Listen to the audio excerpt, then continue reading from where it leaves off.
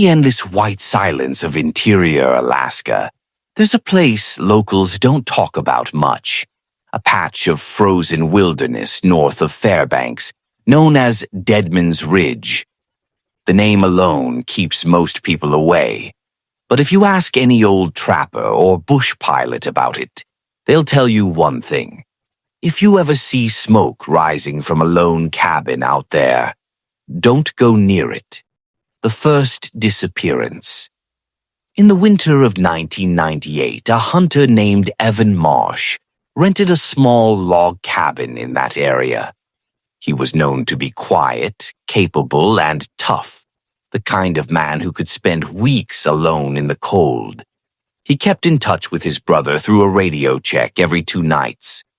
For the first week, everything was fine. Then the radio went silent. After 4 days without contact, the Alaska Wildlife Service sent 2 park rangers, Tom Miller and Riley Grant, to check on him.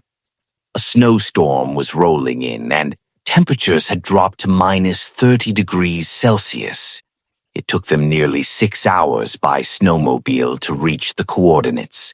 When they arrived, the snow around the cabin was untouched. No tracks leading in or out, no animal prints, just wind-blown drifts and silence. But the front door was wide open. Inside, the wood stove still glowed faintly.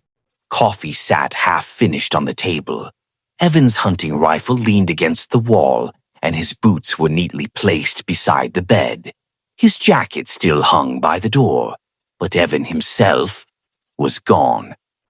Riley searched the perimeter while Tom flipped through a small notebook he found on the table. A journal.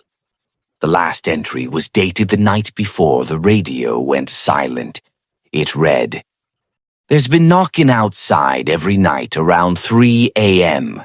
Not the wind. I checked. No footprints, but it feels like something's watching from the tree line. Tonight it came closer. It wants to come in." That was the final line. They stayed that night inside the cabin, sheltering from the worsening blizzard.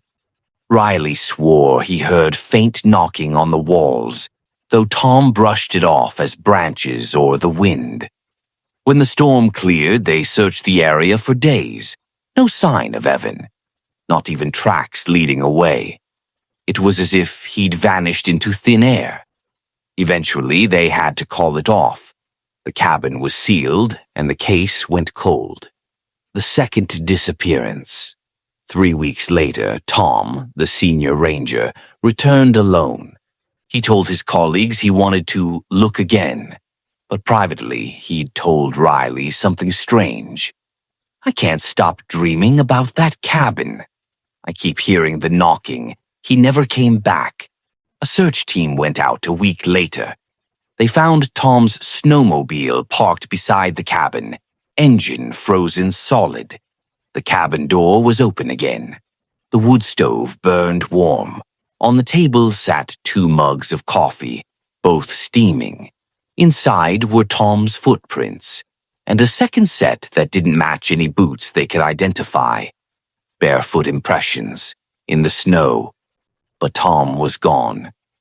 What locals say, after those disappearances, the cabin was officially condemned and marked unsafe.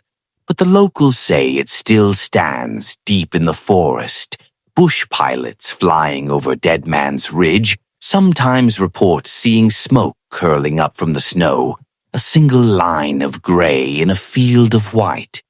No one has been able to pinpoint the exact location. Maps shift, GPS signals fail, and compasses start spinning near that area. Old hunters around Fairbanks tell the same story, though they never agree on details.